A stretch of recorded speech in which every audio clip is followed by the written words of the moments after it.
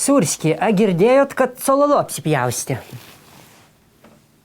Ką jūs čia nušnė, kad jis yra graikas, jam nereikia apsipjaustyti. Jis nusipjaustė odą, nusipjovė 10 kilogramų. 10 kilogramų, ten iš viso tiek nėra. Čia nebent tik tais pas dramblį kokį. Ir tai tiek nesusirinktų. Nu, Cololo aišku kaip dramblys, bet vis tiek ten tiek nėra.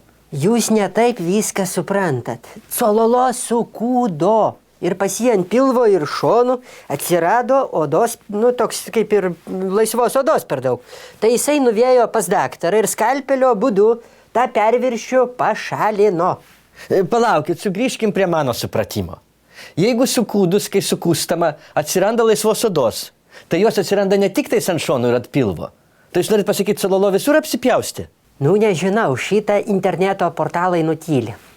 Nu gerai, o kur tas 10 kilogramų padėjo? Nežinau, gal liūtam sušėrė zoologijos sode, kaip šitą žirafą Danijoje. Danijos žirafą. Mauzeri, galiu jums ranką čia padėti? Padėkit. Klausykit, aš skaitau šitaip. Cololo buvo įdomus tol, kol turėjo storą charizmą. Ne? Dabar tą charizmą apsipjaustė ir nafik niekam kam jis įdomus. Kam įdomus liesas graikas, ne? Liesų šou žvaigždžių pilnas eteris. Mikutavičius, Tapinas, po to tas kaip jis Rožickas. Valinskas net ir tas be pilvo, nors galėtų sau leisti. Tai kaip Cololo su jais pakonkuruos? Nu jo, gal ir suklydo Cololo. Būtų geriau apsipjaustęs tai, ką jūs iš pradžio supratot.